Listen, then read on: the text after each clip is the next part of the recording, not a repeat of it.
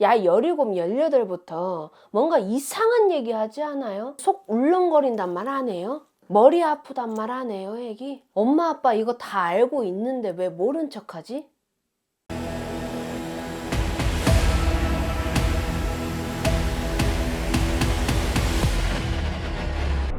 안녕하세요. 반갑습니다. 아이고, 세상에 고생해서 오셨어요.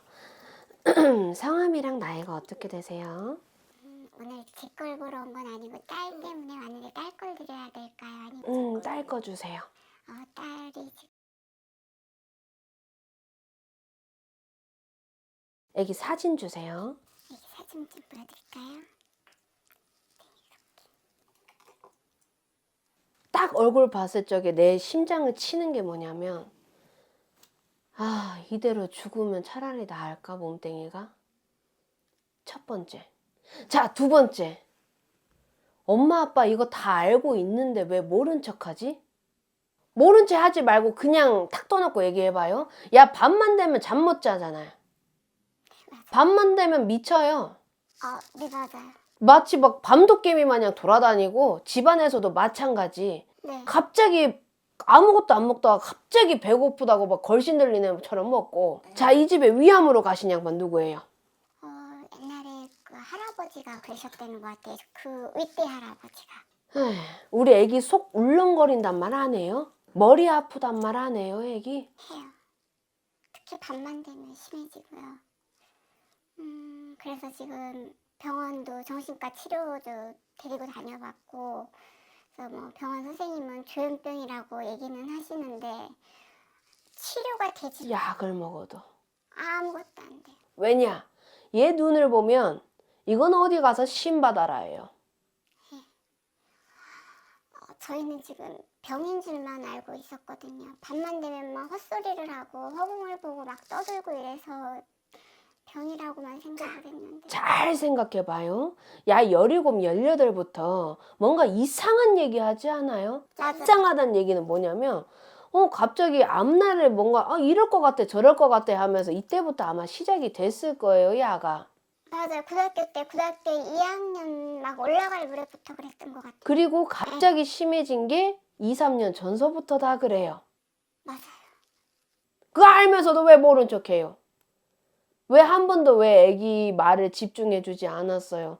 야 지금 큰일 하는 게 아니라 집안에 그냥 있어도 힘들어 죽겠어요. 몸이 천근만근이야. 엄마 나 큰일 없는데 힘들어. 말 안 해요? 맞아요. 근데 왜? 저는 밤에 잠을 안 자고 막 돌아다니고 꿈을 꾸는 건지 아니면 뭐 애가 무슨 뭐 정신적으로 문제가 있는 거지. 밤만 되면 막 떠들고 누구하고 얘기를 하고 막 이러니까 저는 그래서 얘가 이렇게 기운이 없고 이렇게 저렇게 피곤해하고 맨날 이러는 줄만 알았죠. 이 집안에 본인 외가 말고 친가에 빌었다 했던 분 못 들어봤어요. 옛날에 저 할머님이 뭐 이렇게 절에를 많이 다니고 공을 많이 들이고 그분이 원래 신가물이었어요. 근데 우리 자손이 내려받은 걸로 보여요.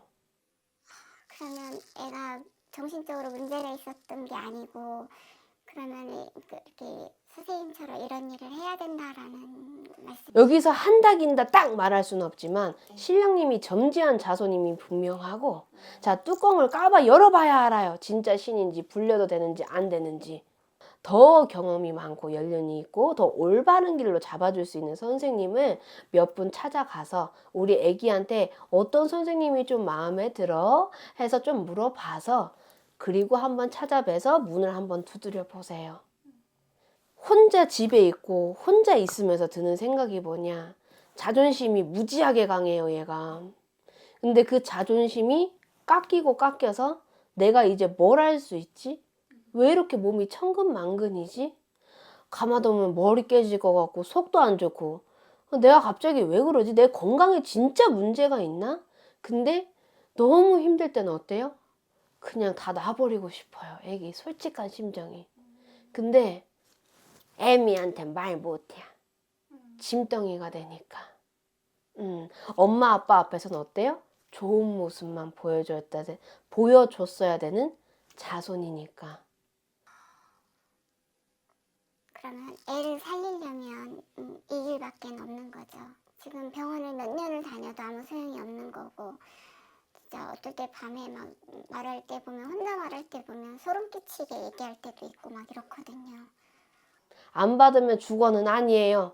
근데 우리 애기는 안 가고는 좀 힘들 얼굴이에요. 얼굴을 봤을 땐 무당의 기운이 아주 강합니다. 야, 한 번씩 애기처럼 얘기하냐? 애기처럼 뭐 어쩌고 저쩌고 막 먹을 거 찾고 막 그래야 되는 입이요, 저게. 그 애기랑 놀고 있는 거지 뭐예요, 그게. 맞아요. 그럴 때는 안 먹던 음식들을 막 먹고, 평상시에 먹지 않았던 것들, 막 단 것도 자꾸. 야가 굉장히 예민해서 원래 그런 거 본인 건강, 나에 대해서 굉장히 신경을 많이 쓰는 아이라 그런 거를 챙기지 않을 자손이에요, 야가 원래. 근데 그러기 시작했다. 근데 이게 꽤 나는 시간이 됐다. 그래서 우리 애기를 위해서 한 번만 문을 두들겨 줬으면 좋겠어요, 이건. 이대로 가다간 우리 애기 힘들어 죽어요, 그냥. 진작 한번 이렇게 찾아와 볼 걸. 정말 진짜 너무 고생을 했거든요. 전 저대로 마음이 아팠고, 애는 애대로 힘들어하고, 가족이 아이 고등학교 때부터 지금 몇 년간 사는 게 아니었어요. 밤 시간을 어떻게 보냈는지 정말, 아이를 어떻게 하면 좋을지 모를 정도로 그렇게 정말 착실하게 그렇게 예쁘게 크던 아이가 갑자기 돌변을 해버리니까 뭐 어떻게 감당을 못 하겠더라고요. 자, 우리 애기가 밤마다 설쳐. 힘들어. 막 미친 사람 마냥 어쩌 그러고 내가 감당이 안 돼. 그래서 지금 내가 두 손 두 발 다 들었어. 라고 했을 적에 내가 그 비방은 내려드릴게요. 애기가 임시방편으로 괜찮을 수 있는 방법. 알겠죠? 네. 그렇게 하고 나면 애기 조금 괜찮아질 거예요. 알겠죠? 자, 그리고 신내림 받는다 할지라도 애기 터 이사는 해야 돼요. 그 지금 살고 있는 터는 귀신 터예요. 네, 그거 하나 유의를 했으면 좋겠어요. 그래서 얼굴을 봤을 적에는 목구녕으로 넘어가는 그 자체가 고역이에요. 음식 넘기기가. 안 그랬던 자손이니까 한번 살려보자고요. 네, 오늘 점수 어떠셨어요?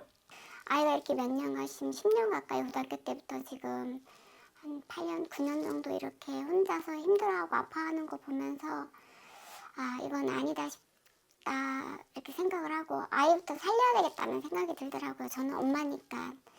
그래서 애기 아빠랑 많이 상의를 한 끝에 오늘 한번 이렇게 와서 좀 보고 일단 내 아이를 먼저 살리는 게 우선이고 이 아이가 이 길을 가야 되는 게 맞는다라면 아까 선생님이 하신 말씀처럼 아이가 아프지 않고 아이가 할 수 있는 걸 하게끔 해주는 게 제가 엄마로서 맞지 않나 지금 그렇게 생각을 하고 있어요. 이제 좀 마음이 저도 정해진 것 같아요.